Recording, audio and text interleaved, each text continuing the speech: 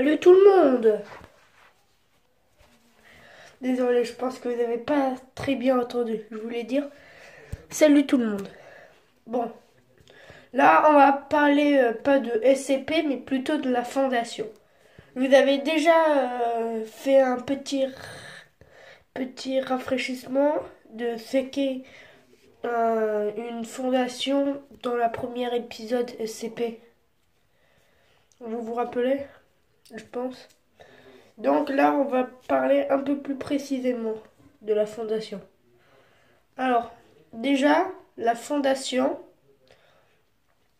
est un groupe qui tente d'enfermer les SCP et tenter de faire des expériences et des tests pour utiliser les performances des SCP comme avantage dans la machinerie et ainsi de suite. Mais comme vous le savez, il y a des classements parce que il y en a qui sont dangereux. Donc c'est pas tout le temps leur priorité de confiner les SCP pour faire des tests. Et aussi ça peut être une opération pour détruire un SCP justement car il est trop dangereux. Comme par exemple SCP 682, le survivant de la mort. Il est surnommé comme ça parce qu'il est intuable. Intuable. Si je vous disais le nombre de fois qu'on a tenté de le tuer, vous, vous serez ébahi. Voilà, tout simplement. Mais bon, on va parler plutôt de la fondation comme je le dis. Désolé pour cette coupure. Bon, ce que je voulais dire par rapport à la fondation, c'est que il y a plusieurs branches. La branche scientifique et la branche de récupération. La branche scientifique sont plusieurs rangées de scientifiques différents qui ont un niveau de grade qui peut être supérieur ou alors inférieur. Parce que on peut avoir des recrues jusqu'à un proviseur. On peut aussi avoir du côté des soldats, ceux qui protègent la zone. On peut arriver d'un agent de sécurité à O5. Et pour que vous compreniez mieux, les O5 c'est un peu comme si c'était le président dans leur groupe. Ils sont que 12. Et ils sont tous répartis partout sur le pays parce qu'il y a des sites à plusieurs zones. Bon, je vais vous faire un petit classement des soldats pour que vous compreniez mieux. Alors, agent de sécurité, UT, ITU. On a après aussi le commando. On a un chef. Euh, bon, après on a les RI, ceux qui protègent justement le directeur, ça veut dire le directeur du site, le chef de son propre site.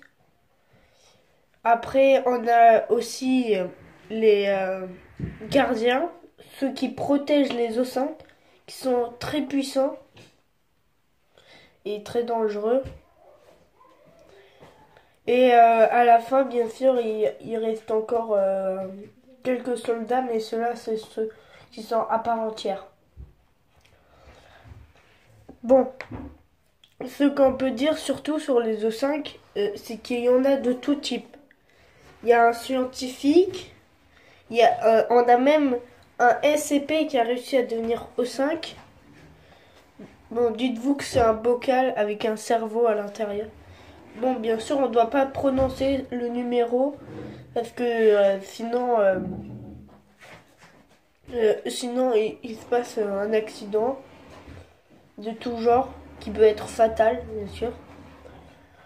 Mais sinon, on l'appelle aussi SCP-GT pour éviter de dire son prénom, son numéro plutôt. Bon, après, ce que on sait aussi, c'est que il y a aussi un autre SCP. Un autre SCP, c'est un chat, mais euh, qui est très malin, on va dire.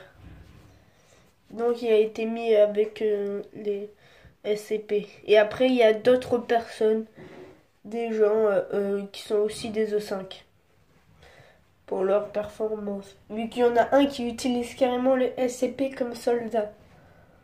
Et ça marche très bien quand ils doivent euh, sauver un site d'un SCP ou alors d'une attaque par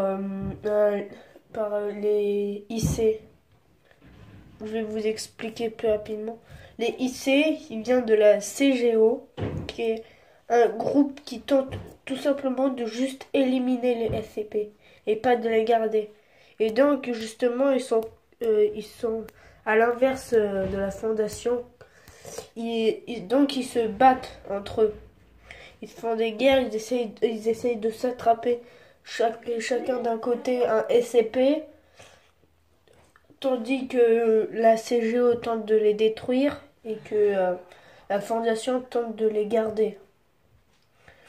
Ce qui crée des gros conflits et des guerres entre sites et bases. Bon, par contre, la CGO, ils ont une préférence avec les bases souterraines. Ils sont plutôt kamikazes, eux.